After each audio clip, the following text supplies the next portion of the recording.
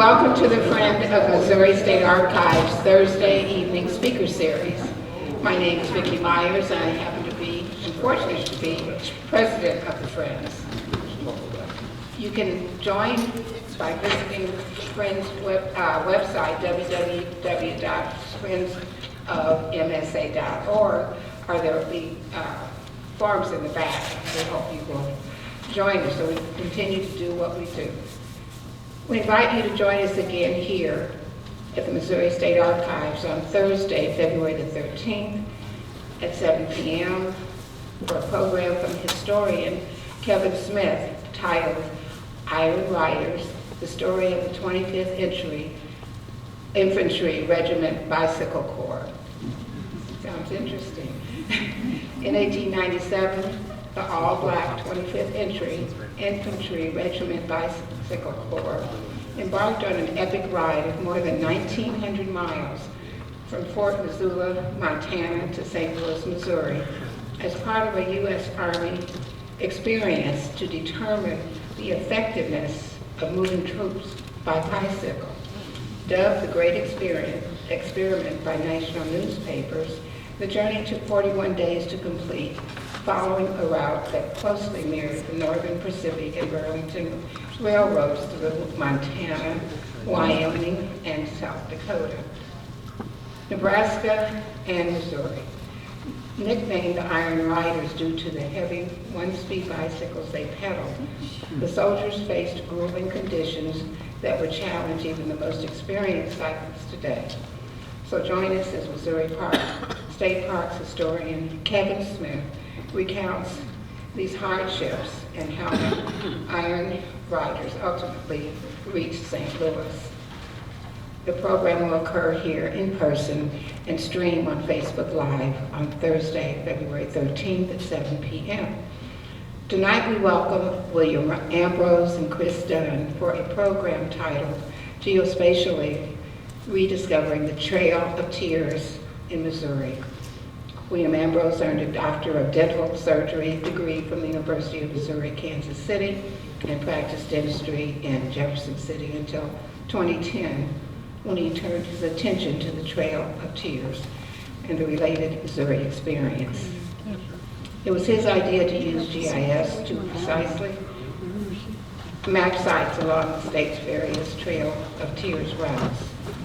Ambrose currently serves as secretary of the Trail of Tears Association's Missouri chapter, Missouri's member on the 9th State Board of the National Association, and the Friends of the Missouri State Archives. He is our board secretary.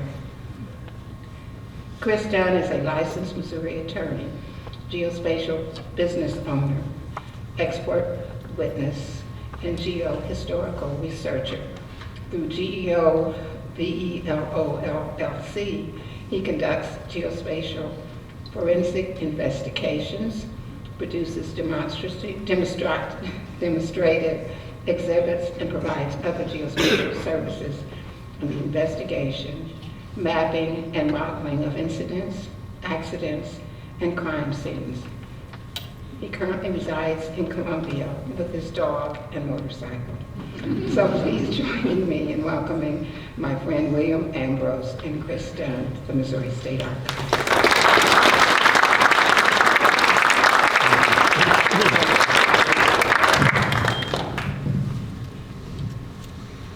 Okay, just a quick announcement before Bill jumps up here and goes.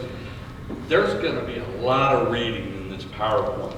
Don't feel you got to read it all because we put it up online. The website's called motrailoftears.com, and if you go to the blog that says Friends of the Missouri Archives, you click on that and then the PowerPoint slides pop up. So motrailoftears.com, and that's where all our information is. And with that, I'm going to hand it off to Bill. Good evening. How's my audio? Is it okay? I'll try not to yell.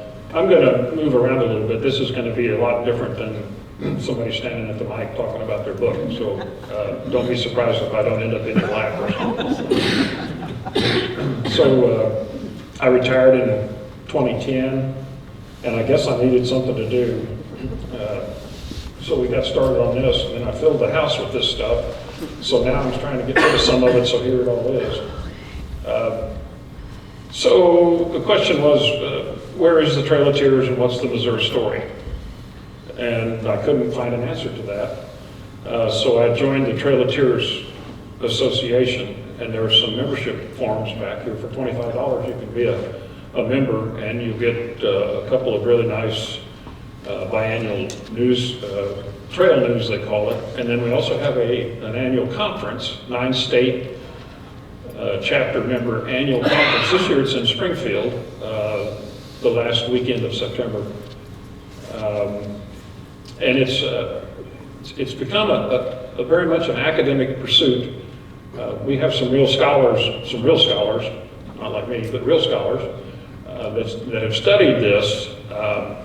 So most people, several have come up with me tonight and said, does the trail go through Missouri? And I said, yeah. But that's the kind of question that I was starting to ask years ago when I first got into this. Where is the trail and what's the trail story in Missouri? You will see as we go through this the necessity of trying to reach the congressional mandates of the Trail of Tears National Historic Trail. It's one of 21 National Historic Trails. And the first mandate is to find and mark the trail. The second mandate is to interpret the trail, its assets and its stories.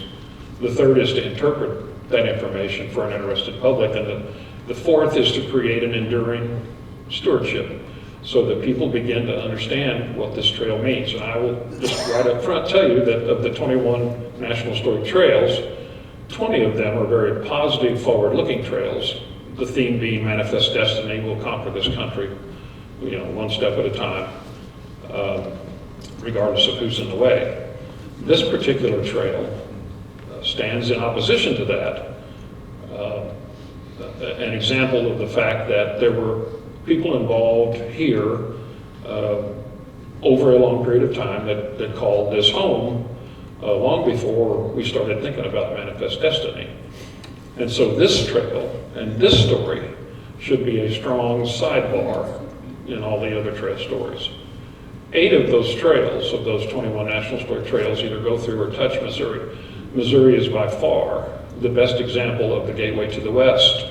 And if you don't believe it, 8 of 21 of those trails go through Missouri.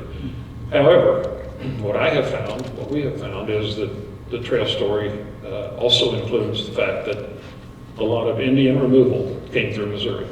So we'll get on with the program. We will accept questions as we go forward. Chris is a GIS specialist in addition to being an attorney. And you'll see the importance of that as we go forward. 17,000 Cherokee were in the homeland. They were to be removed. 1,000-mile walk about. And of the 17,000, about 4,000 died.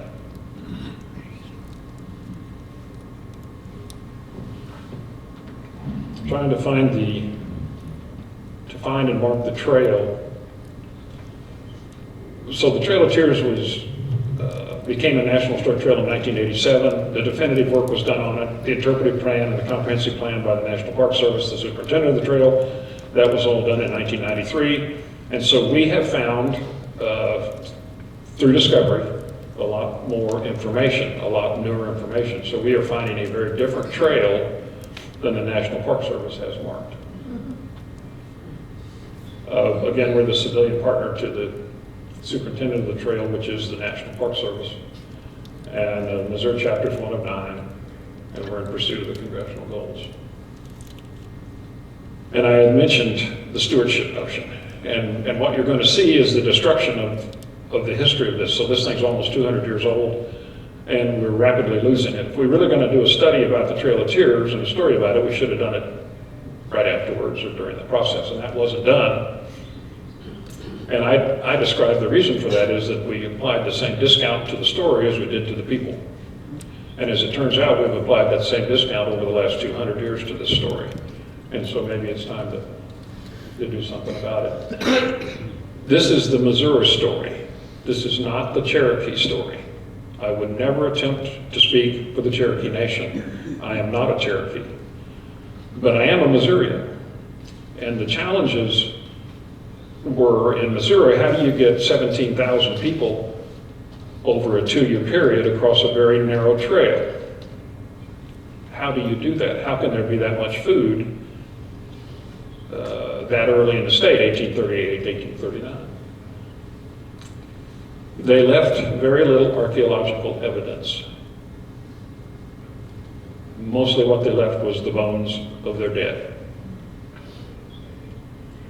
So Chris has drawn us a very nice map, and we're going to be talking mostly about the northern route up here. About 11,000 of the 17,000 follow the northern route, and it comes up to its northern apex at St. James, Missouri. So I'll repeat that. 11 of the 17,000 that were removed came all the way up to St. James, Missouri on the northern route.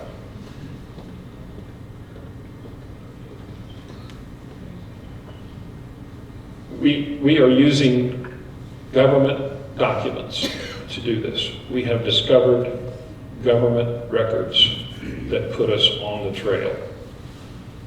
This isn't hearsay. This isn't my grandmother was a Cherokee. This isn't Uncle Jim fell off the trail. This isn't what your neighbor said. This isn't the trail that you found on the back 40. These are actually government documents. This is an image off the website, or off Facebook. Don't you love Facebook? And so here we are in Missouri with the Osage, and they show the Cherokee way over here, right? So we all assume that, you know, it's a pretty good shot over there to get to the Cherokee homeland. This is a 1780 to 1805 William Clark map. This map was created for William Clark to go to the Pacific Ocean. And the reason I was interested in this slide, or this image, is because it shows Missouri before the New Madrid earthquake. So on that map in 1805, 1780 to 1805, I picked out all of the Indian villages that are shown on that map in the region of Missouri. And so there were that many Indian villages across Missouri in 1780 to 1805. Those of you that have great eyesight will notice that that says Delaware, and that says Shawnee. That's the Quapaw village. So Rogers Village and Shawnee Village is up here. Anyway, we had a lot of Native Americans in Missouri before my Scott-Irish ancestors arrived. What part of Missouri is this? Say again? What part of Missouri is this? That's pretty well all of Missouri out of that map. And by the way, that map is right here if you want to look at it later. You'll see some more images of it in a minute. So there's Missouri with that map circumscribed. And that is the Cherokee homeland. About 40,000 square miles. And it's in its correct relationship to the state of Missouri. So Chris took the Cherokee homeland map, we call it the Royce map, and juxtapose it in a georeference format, and that's how close Missouri and the Cherokee Nation was. The only thing that stood between us were the Chickasaw at Chickasaw Bluffs.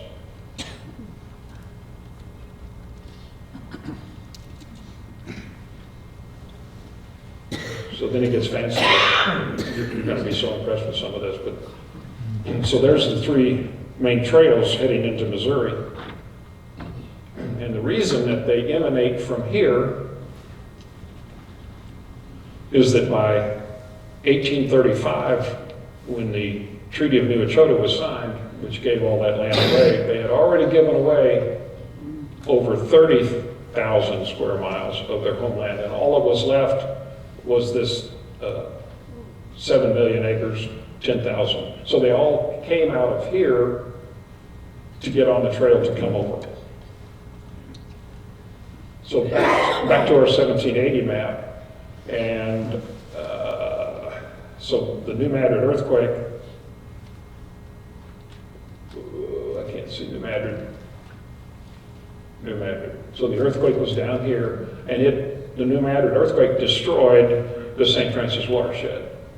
And but before that, the Shawnee and Delaware had arrived in Missouri from the Ohio, run out by George Rogers Clark after the Revolutionary War, and they settled on a 750 square mile Spanish land grant between Cape St. Colme and Cape Girardeau, and that's the green box.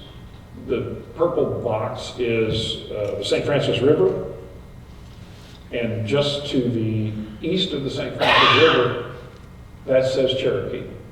And in 1794, after the Battle of Muscle Shoals in Tennessee, the Bull, who was the last of the Cherokee chiefs, the Chickamauga Cherokee chiefs, the Bull moved his group, 60 families, over into that area. So in 1784, 1790, we had Cherokee right here, and then in December 16, 1811, the New Madrid earthquake occurred, and all those people got dispossessed. And so the white people ended up getting land certificates, and the Cherokee got run off to Arkansas and got in quite a dispute with the Osage.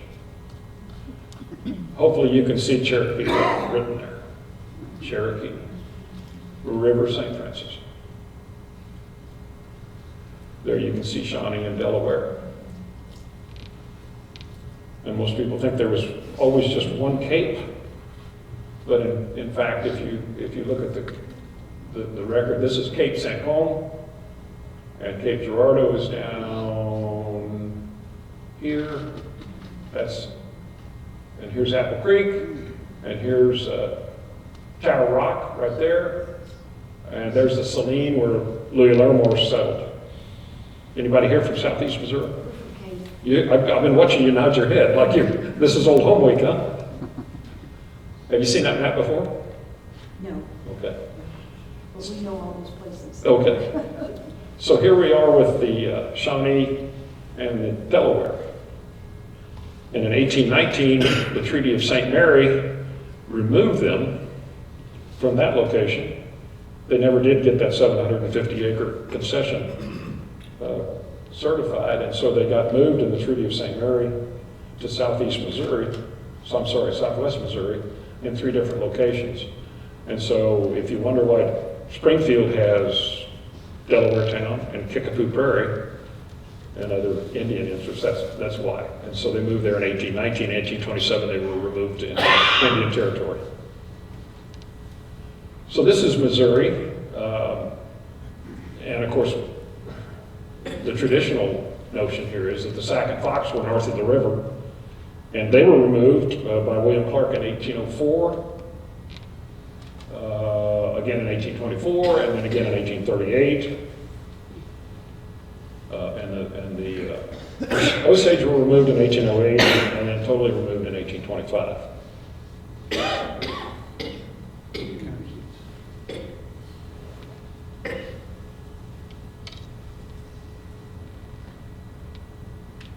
So, what about it?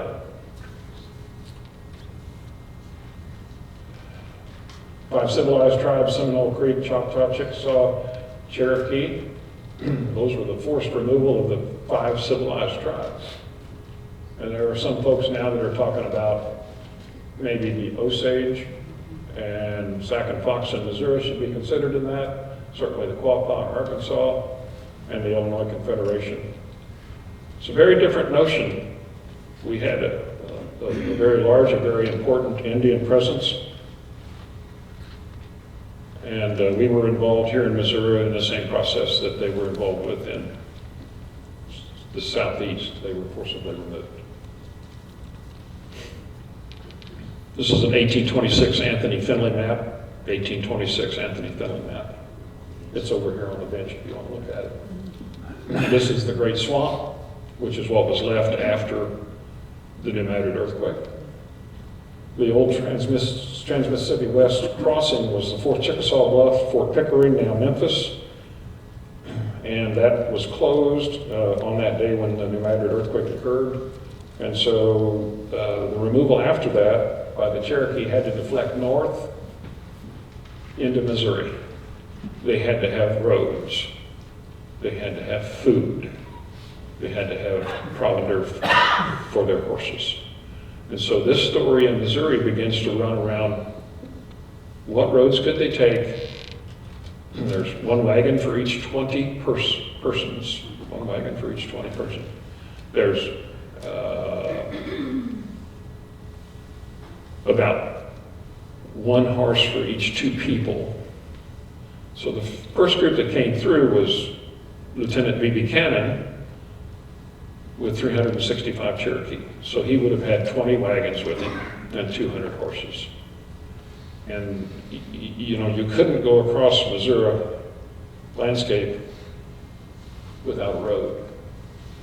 And so Cannon found roads in that particular area, really good roads. So don't forget Sarah Ruth Ellen Underwood Keaton, my great-grandmother. And no, she wasn't a Cherokee. It took me a couple of years to prove that. But she was an Indian. That's probably her father's, or her grandfather's, or her great-grandfather's, or her great-great-grandmother's ceremonial belt. She grew up in Lawrence County, Missouri. And this is some type of a finger-woven abundance, fruitfulness piece. This is her wedding. This is her wedding gown. And she was a Delaware. After studying that, we found out that my 9th great-grandmother was a Delaware princess. We'll call her princess. Her name was Pretty Hair. And somehow or other that trait didn't carry through her. So Cannon was assigned to lead this first detachment. And this is the writing in his journal.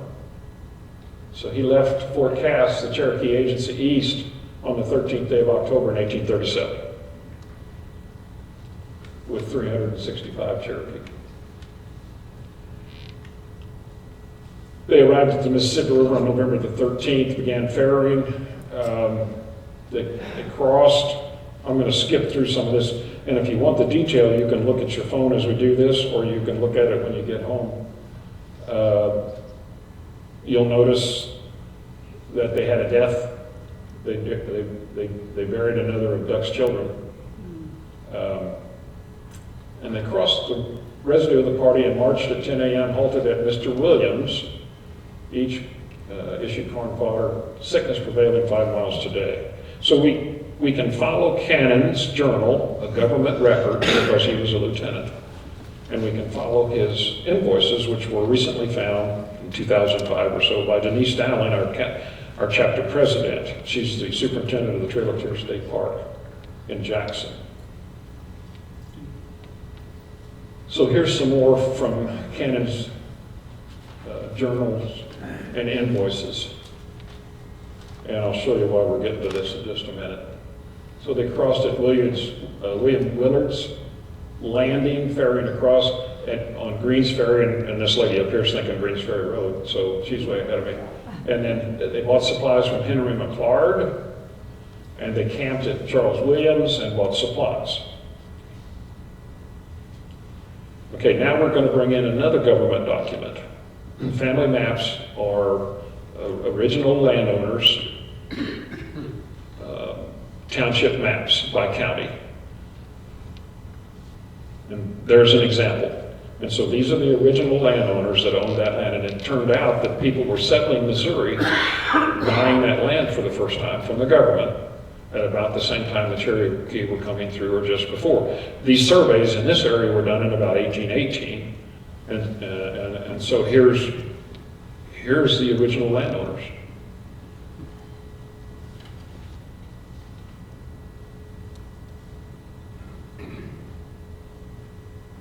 William Willard's over here. Greens Ferry comes across. They land at Moccasin Springs, which is the landing. This is Greens Ferry Road, goes across. And they bought supplies from McLeod's, and McLeod's on this property, and here's Charles Williams. That's the Trail of Tears, folks. And that's the way this has worked. We're supposed to find and mark the Trail of Tears.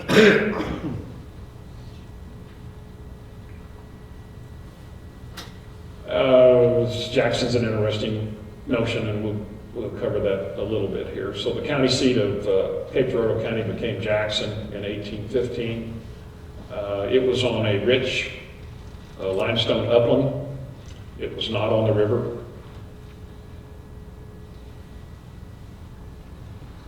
And those are Spanish land grants.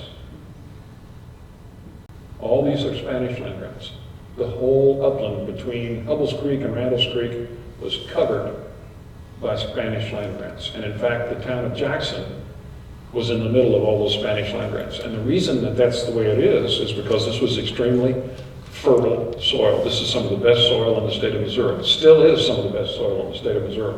And it attracted all these Scott, Irish, English, German, different people in all these different formats. And if you go down there now, this nice lady up here is going up. That's the way the land lays now. And the titles look like that. They have to survey it, and it comes out looking like that. So Cannon says, okay, we passed through Jackson, Missouri. We purchased 9 bushels of corn for forage for the horses from Albert Brevard.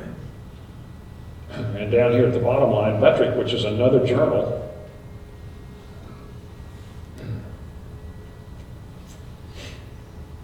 They stayed the night with Albert. There's the original invoice that was written for the food for the horses from Albert Brevard in Jackson, Missouri. And so where did Albert Brevard work, and where did he live, and what about all this? And so this is the deed from Walton O'Bannon to Albert Brevard. That's probably dated 1834, 1835, as I recall. He bought part of lot 52. Let's see if I can get back to that. Part of lot 52, okay. So here's a plat of the town of Jackson, and there's the courthouse, and here's lot 52. And if you're standing on the southeast side of the courthouse, and you're looking toward Main Street down High Street,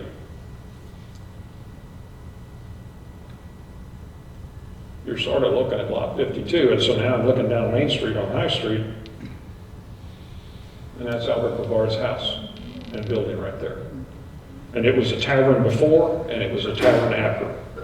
So this is an 1826 Charles Alexander the Seward landscape drawing of the town of Jackson. Have you ever seen that? No.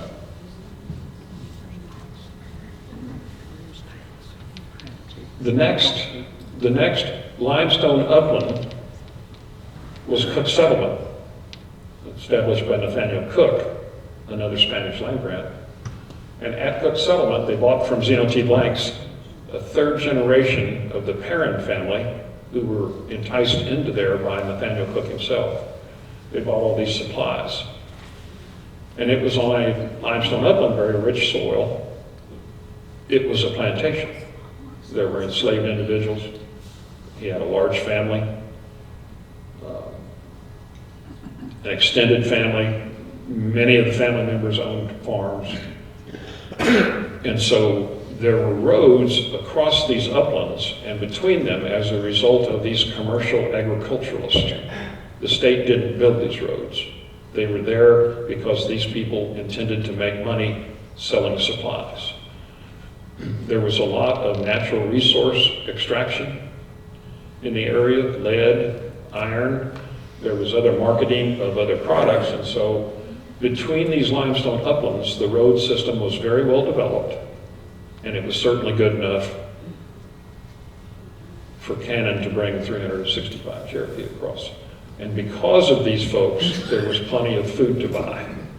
And he bought this with gold and silver specie, and he paid the government rate for it. They did not have to sell it, but they chose to sell it if they, and so this is how Cannon got 365 Cherokee across Missouri, one stop at a time, at successful farmers.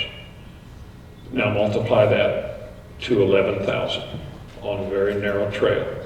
And I'm still amazed that they were able to get across. This is Daniel Buttrick's journal. He was attached to the Richard Taylor detachment, which was the last detachment. So we're moving on to Farmington, to Wolf Creek. Farmington, before the name Farmington was applied to it, was called Murphy's Settlement. And the reason it was named Farmington is because it was another one of those rich limestone uplands with very wonderful soil. And so the road took them there. They could sell the product to lead smelters, miners. They could ship it to the river. They had good roads over there. Both of them, both Cannon and Buttrick, comment about Farmington.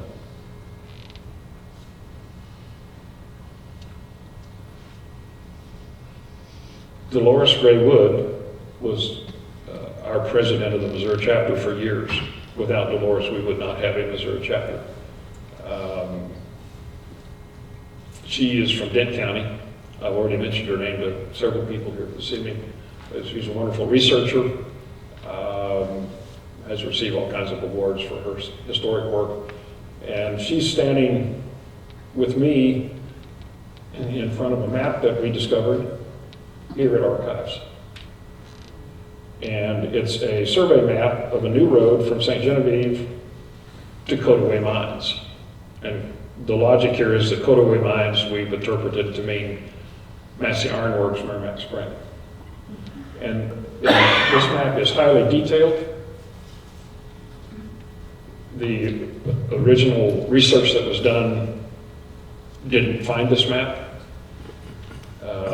And that's how detailed it is. And so each point on the map has a corresponding survey data associated with it. It's a piece of art. And there's Farmington. And notice the shape of the courthouse. And so, Chris, you want to say a little bit about that map? Okay, this is actually how Bill and I met. He was looking for somebody to make that map go into a geographic information system.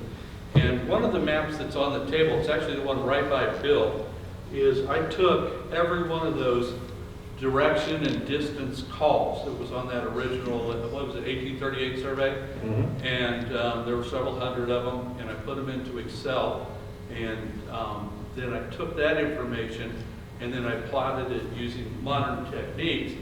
And one of the things I found was that the trails diverged significantly from where it really was on the ground, because there was no accounting for magnetic declination by the surveyors.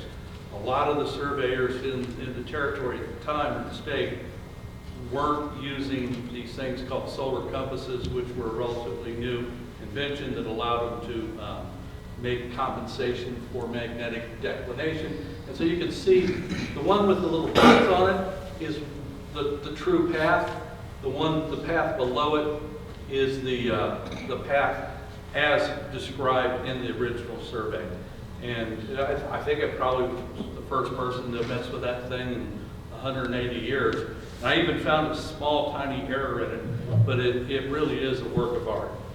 Thank you, Chris. And it is. And the document over here will give you some idea about how many points. I asked you earlier how many points you picked off of that map. I don't know. It's down at the bottom. They all have a number. Okay. It's 1,000 or so. Yeah. So it's very accurate. Now, don't misunderstand. That map is not necessarily the Trail of Tears. There was something else going on. There was a survey party coming through at the same time to lay out this road And that survey party, there were roads across this area were getting ready to fall off into the Merrimack River Hills, which was Missouri's most difficult topography, the poorest soils, and the most difficult challenge trying to find food supplies. And so some of the map across the Merrimack River Hills, some of this map across the Merrimack River Hills is exactly the Trail of Tears.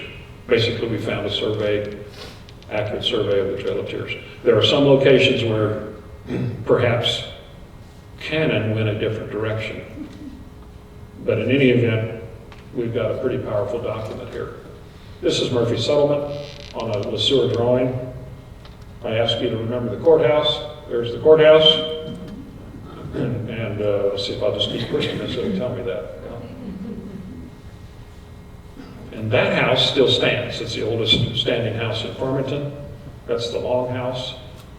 We celebrated the 200th anniversary of Missouri and St. Francis County in 2021. And that house was recognized at that time as being on the Trail of Tears.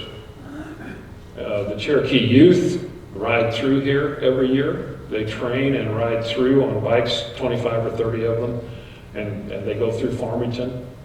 It's called Remember the Removal Riders. Some of you perhaps have seen them. The trail past this exact location. So Farmington House is now a certified site on the Trail of Tears, the National Historic Trail. Next, we went through Bellevue Valley, Caledonia, another rich limestone plain, many square miles of the richest farmland in Missouri.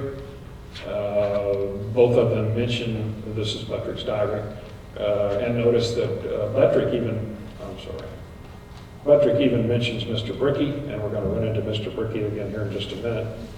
Mr. Brickey. So Caledonia, food and supplies, 5 miles west of Caledonia, they run into a wall, the Merrimack, the difficult Merrimack River Hills. There's Caledonia on the map.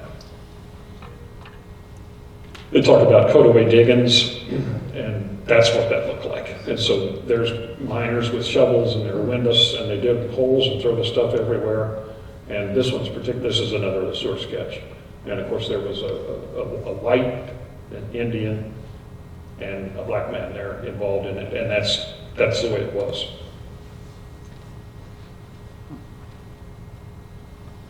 So their first stop in the Merrimack River Hills was at Hazel Creek at John C. Scott's.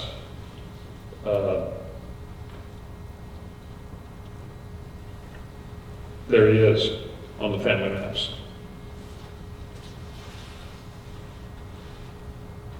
See the date, 1838? They were all there before those dates. Most of them preempted, they got around to buying it. But anyway, there he is in 1838. There it is on the township map. There it is today. And so, you look at this, all these other farms were purchased and owned. All these people had farms when Cannon came through. But the only place he found any food was Scott's. And today, the only place you'll find anybody living is where Scott's living, because the rest of these places all failed. All these farms failed by the 1930s, and they were all bought by the government, so that's part of the National Forest.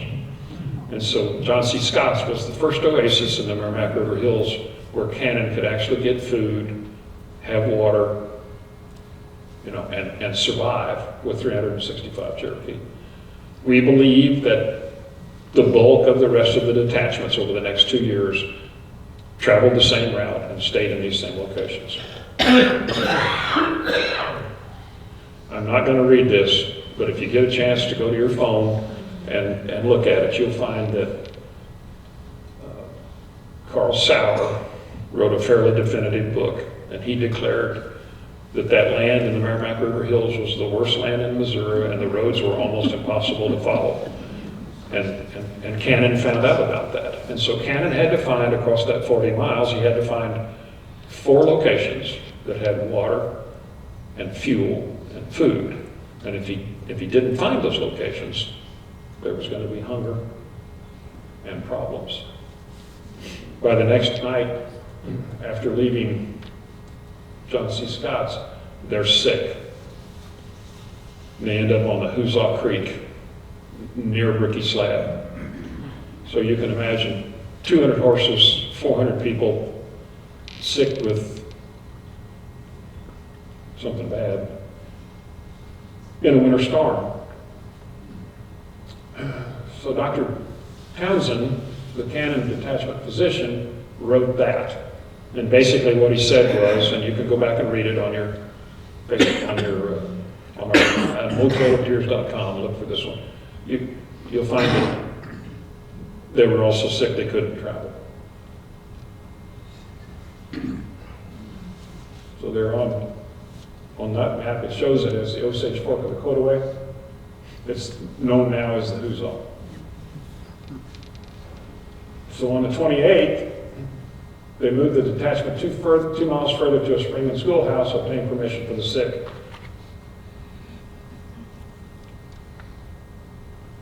So they moved the 2 miles from the Hoosick to a place that Tom Markinson, the surveyor, called Indian camps. And the only reason he would have written Indian camps is because he went through there at the same time the Cherokee were sick at Silas Brickey's Spring and Schoolhouse. And so he wrote that on there. We spent 6 days there. While they were there, the local community in the Hoosick area down there brought in 8,600 pounds of corn and 2,500 pounds of fresh beef. And this was repeated across Missouri. These Cherokee were well fed. Yes, the locals were paid for. They got paid for this. It was a tough winter, but they were willing to share.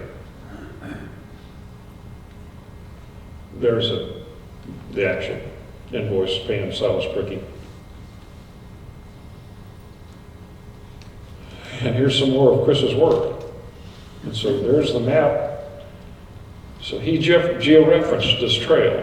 And Chris can cast the Trail of Tears, the georeferenced Trail of Tears, on any georeferenced map base.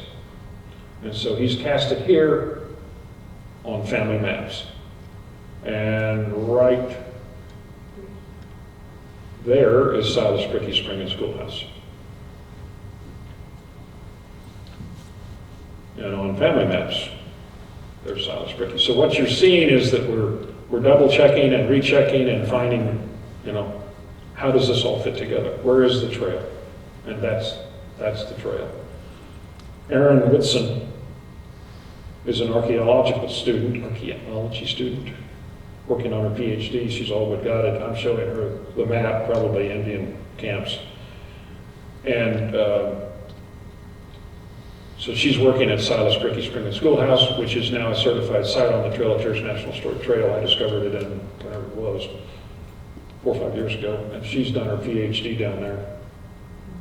She's from Steelville. Her mother's Jennifer Whitson. And here's some more of Chris's wonderful work. And so this is an elevation map, a georeferenced elevation map, and each of these named locations across here are points on our map that he has developed. And so this has become very accurate Trail of Tears. We move on past the second oasis, which was Silas Brickey Spring and Schoolhouse on the Hoosick, and we walk past the Snelson Brinker cabin. They all stopped there, and in fact, Buttrick, the Richard Taylor detachment, 4 Cherokee died there and were buried there, 2 children and 2 adults. That building was built in 1834. It was the first courthouse of Crawford County. It's a certified site on the Trail of Tears National Historic Trail. Bill, should we introduce that fellow? He's No, here too. let's don't. Okay. Sorry. July the 4th, 2017, somebody decided to burn down a 200-year-old building. And so when I tell you that the assets of the Trail of Tears are rapidly going away, they go away for various reasons. Sometimes you can't find the history, sometimes you can't find the building. And that's what happened. There's the Snelson Brinker cabin on the family maps, there's Chris's map, heading for Merrimack Spring. Merrimack Spring was I've lost track of numbers. Anyway, they end up at Massey Iron Works. This is the furnace at Massey Iron Works. And this is another map from the state road surveys that I found here in the archives. A wonderful resource here that likely have never been found. This is a map that was drawn of the old iron road from Herman to Shannon County through Massey Iron Works. And so what we have here is the exact path that the Cherokee followed when they went through Massey Iron Works. And at the end of it, they found a road to Springfield, which is what they were looking for. That's Stringtown Road. If you've been to Massey Iron Works, that's Stringtown Road. So they went straight up the hill out of the Merrimack River Hills, and they're going up toward the prairie and the plain. They're going to get back into richer soil. They're going to get back into more abundance, but they have to climb that hill. And this is Township 38-6. It looks simple, but if you let Chris Dunn get involved with it, it ends up looking like this. And so that's Big Prairie, where now the city of St. James is. It wasn't built until 1851. This is the road. The brown is the road to St. Louis. By the time the GLO was done, they were naming the roads by law. And so this is the road to St. Louis. The road to Springfield would have been over here. Most places on west of here, it was the Springfield to St. Louis road. In this particular location, it just showed the road to Springfield. If you can read this yellow line is the road to Massey Iron Works from Big Prairie. Remember I said this is Big Prairie. Here's the road to Massey Iron Works, and it's labeled that on the GLO. This little tip beyond it here ties onto Stringtown Road, the road to Springfield coming up out of Massey Iron Works. And so that's the Trail of Tears. This is the NPS Trail, which follows state and county roads. This is across the landscape and goes up and intersects with the Springfield to St. Louis Road. But since it was a prairie, there was no water there and there was no trees there. So they couldn't stay there. They needed another oasis, so they go up to Little Prairie, to Archibald Jones's, on Little Prairie, on the Burgess River. So this is the NPS route, this is Massey Iron Works. We're heading for Waynesville.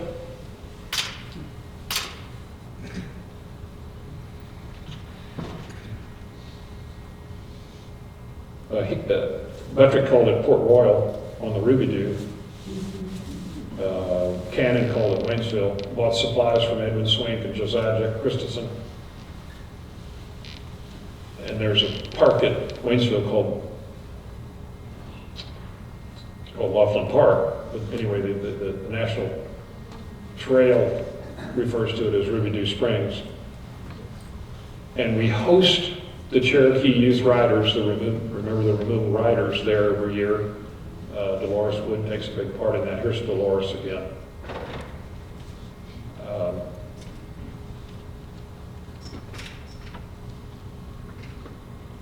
So here's Waynesville on the GLO. Waynesville.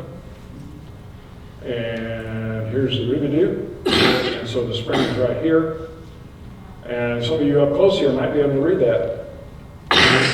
Road from St. Louis to Springfield. So this is the Springfield to St. Louis Road. And it is the Trail of Tears on the western side of the state. Found another map here, another early road survey. And there had been confusion because on the GLOs, you can't always tell which is the Springfield to St. Louis Road and which is the new road and which is the old road. And so the next map that we come on is the key to unlock that. And a guy named Robard drew this.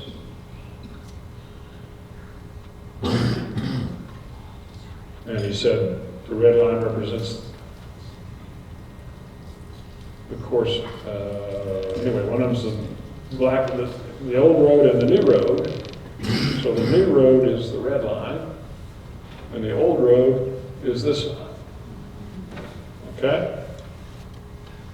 And there it is. Of course, this is back to it running the wrong direction. Obviously, going from Waynesville to Springfield, you should be running southwesterly.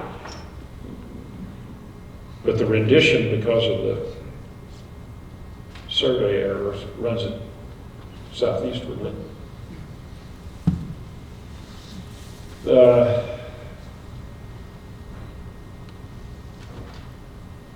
Travel 18 miles to Burnett's.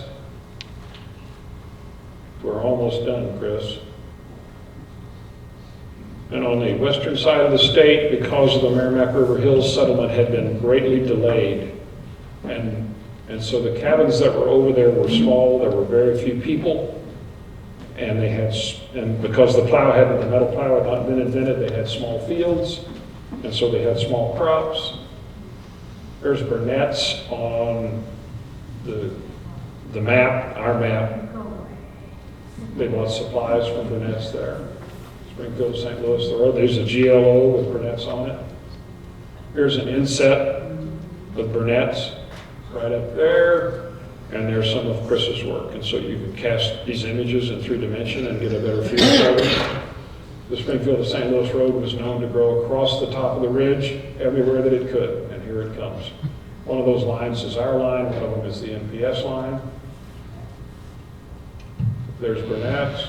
There's a closer in image of it. You notice that on the GLO, it shows cornfields, but they're small. And here's Burnett's down in the Osage Fork. And we can draw in closer. And we can draw in closer. And you can see Burnett's is down in the valley. The Richard Taylor Detachment camped there. The Cannon Detachment bought supplies there. And now it's Chris's turn. And I'd like to mention that it's really not that mountainous as that 3D map showed. That the vertical was exaggerated just so people could get a better idea of what the terrain was like. These are General Land Office plats. These are the foundational documents for every bit of property ownership in the state of Missouri. And what we've done is we've downloaded them and then geo-referenced them because there's so much information on these documents. And it's amazing because they were made contemporaneous with the Trail of Tears things that were going on. This is also the time of the Mormon Wars. So a really hot period in Missouri history. And so what we've done is we've geo-referenced them. And then you see the dates on the map. That's Cannon's detachment coming through the state of Missouri. And we've done a really good job of organizing Cannon's diary entries, and that's available up on the website too. So we not only put his entries in, we also get all of the receipts where he was buying things. And I don't know when the last time you guys went to the store was, but beef is no longer selling for 3.5 cents a pound. So that's just... What you see in are a lot of really ugly maps, and I apologize for that, because these are working maps. These are the maps we make. So Bill feeds me information, I put it into the system, and then we use these to sort things out. Now the pretty little 3D one, I spent a couple days making that, but most of these are just the working tools that we use as Bill's doing his research. Next. Okay, so these are GLOs overlaid geospatially. That's a bit of the Trail of Tears, and they're not quite transparent. Next. And there we go, we're making them transparent. We also have the 3D terrain underneath them, and this gives you an idea because, you know, people don't go up the side of cliffs when they're traveling, and if a trail is apparently, you know, doing something that wasn't really provided for by the terrain, we look for that kind of thing, and we're down in the weeds analyzing this.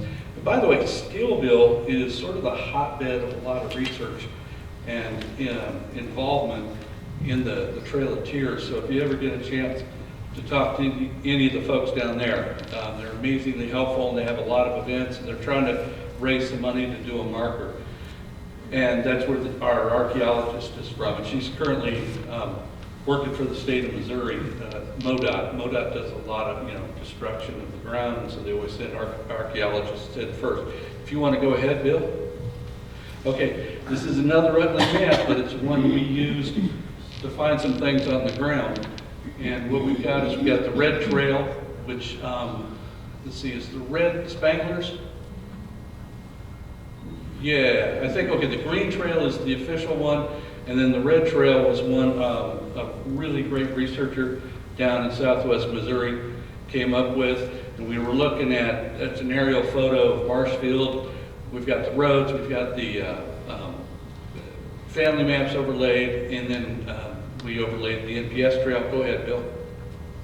And with that, we were able to, actually Bill was the guy that found this. I just made the maps. You see that red house there? They don't know it, but we're pretty sure the Trail of Tears runs through their front yard. So if you go ahead, you click. So there's a red roof. There's the red roof, and there's a swell. See that swale? And it lines up really accurately with, So Chris took the information from the maps, geo-referenced it, put it on a map, gave it to Mark Spangler. Mark Spangler goes out to the city of Marshfield and finds the Trail of Tears extant right there in the city of Marshfield. They have no idea that the trail runs through it. Go ahead. Okay, go ahead and click. And here's another one that Bill found. You can see, a lot of these things, they don't really disappear from the terrain. And based upon whether it's been a wet year or a dry year, sometimes you'll get field markings. Has anybody in here ever seen the hit British television show about archaeology called Time Team? All right, it's all Time Team these days. So it's on YouTube and it's for free if you want to watch it. Go ahead, Bill. So here it is across the road. If you look closely enough, you'll see the swale. Yeah. So, and there's ways for us to actually take real high resolution aerial imagery and do an analysis where you run it through several algorithms. You're looking for edges. It's the same kind of stuff the CIA uses to find, bad guys. And so this is the home office up there in Columbia. And this was a case I was working on. I had to recreate a vehicle for a 3D crime scene analysis, but this is kind of what the GIS lab looks like. Go ahead, Bill. All right. These are our data sets. We have, what do we got, a terabyte now, Bill? Something like that. We literally have a terabyte of information that it's so big we had to divide it up into different databases that we're using in the GIS. You're just seeing sort of the tip of the iceberg on this. Now, this map's popped up before in the past, but the brown lines are roads that were on the original GLO that I just traced in the GIS.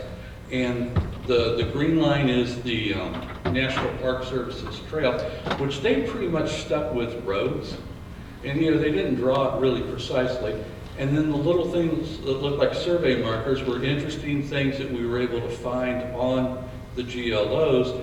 And then the square that says Archibald Jones up in the northwest, that's something that came out of family maps. And so this stuff's kind of all mashed up together. And when we were down in Springfield doing a similar presentation 3 or 4 years ago, Bill starts talking about local landowners from back in the day that were showing up on the map, and then, this guy punches another guy in the shoulder and goes, "Hey, Jim Bob, ain't that your great-grandpa?" And the next, we're sitting in the room with the direct descendants of people who were appearing, in Cannon's diaries. A lot of the families are still there on the land. So, all right, if you want to click on that one. So I've got, I got a total station. I've got a really nice little GPS unit. We've got geology plays a remarkable role in the Trail of Tears. That big red clump there in the southeast Missouri, that's a lot of minerals, a lot of magnetite in there. If you click again, Bill, do we have the magnet? There we go. You guys know that the Earth is just this big magnetic hot mess, right? I mean, there's the poles, there's the local fields, and then there's magnetic deviations coming out of the materials that are in the ground. And so this is they fly a business jet. They cut a big hole in the bottom of it when it gets too old to be used by celebrities. And they put these magnetometers sticking out of the bottom of them. And they fly them up and down, and they take magnetic measurements. And so this is what Missouri looks like. Now, let me give you an example. Every one of you probably has a cell phone, that's a smartphone, and it's got a compass in it, right? Well, that's actually a magnetometer. And if you set your smartphone down and you turn on a program called Sensors, where you can see everything that's going on, and you put a toaster next to your cell phone and hit the button, drop the toast, you'll see a declination swing of about 6 degrees. That's about how much the Earth will swing the compass for surveyors as they're going through. So, if they were in an area that had a lot of magnetite, their readings weren't always accurate as far as the direction. They were also not very accurate with distance because they're literally using chains. So it was a challenging surveying environment, and no, I don't think I could have done any better than they did. But go ahead, Bill. All right, so we're also using drones. Go ahead. Okay. And with the drones, we're able to get some 3D imagery out of it. And this is LiDAR. This is FODAR, where it uses just 2 cameras that are very accurate, and it has very accurate GPS set up in it. And so it's able to, okay, I guess I put that down as LiDAR. It's not. We're also using a lot of LiDAR. By the way, the state is providing really good LiDAR, and if you're able to download it, these are huge files, you can do an analysis and find edges and find things that don't normally appear to the human eye. Ground penetrating radar, just like they use on crime scenes where they're looking for graves, because they were literally looking for graves out there. We're now Sibrinka cabin here, look at my grave there. Also, there's a really interesting story about a slave who was later convicted of murder at the Snelson Brinker cabin, and they're doing some research on that, and that's going to be out here in a few years, I have a feeling. She was the first African-American woman to receive a fair trial in the state of Missouri, which, that's a long story. But these are our archaeologists. We can't tell you where they're digging, but they're digging, and they love digging, and I'm glad they do. Not for me. I was in the Army. So here's another map. It's the one where up north is the 97-mile route from the archives here that Bill discovered. Then there's the 97-mile route in the middle, overlaid on the terrain so you can see elevation changes, and you can see the magnetically not fixed route on the bottom, magnetically fixed route on the top. And anybody else having a stroke? All right, we're back. Okay, and then down below it is the Excel sheet and the various points. So it all lines up, it all works mathematically, and all of this is available up on the website if you feel like doing your own research. So, okay, next. I made this map yesterday for Bill. That has the Cherokee treaty areas, and in the lower right-hand corner is every treaty that took property away from them, and then you can see the Trail of Tears lines flowing west into Oklahoma. And if you look closely, there's little red triangles, and those are cannon detachment campsites. And let's see what else. You got the state boundaries. You also have the Clark map, or the Lewis map down below it. It's also been geo-referenced, and there's it, but it's also sort of the background for that large map, and there's a copy of it up there. We're going to put that one up on the website here in a day or two. And we've got it right here if you want to look at it. And we're not selling it. You can have it for free. So, I mean, the digital version. All right, so there's Bill and Chris. And okay, I want to go back to that photo of me, Bill. One of the things I've learned doing crime scene investigations is if you wear an orange vest, a hard hat, you got a beard and a snarl on your face, you can go anywhere you want. All right. That's it, that's all I got, Bill. So I got to mention two things. Number one, the Trail of Tears was a tragedy to the Cherokee Nation. Don't misunderstand anything that I've said about this being an easy track. It wasn't. About 5% died on the trail. Of a 1,000-person detachment, 50 would die. It should have never occurred. It was a tragedy. Number two, a lot of this research has been paid for through grants from the Missouri Humanities Council. They've been very liberal with this, and we're working on another grant right now. That some of this latest work that Chris has done is from a grant from the Missouri Humanities Council, and I can't say enough about how good of a partner they are. I want to compliment the archives because they've been very helpful with this research also, as many of the other agencies around have been. We can take some questions. Well, and I've got one thing to add to what Bill just said. We'll take that question. Bill's also paid for a lot of this. This has come out of pocket. He's been passionate about this for years. Where are we on? Year 7 of this? 70. Well, it's been a pleasure working with him, I can tell you that. Okay,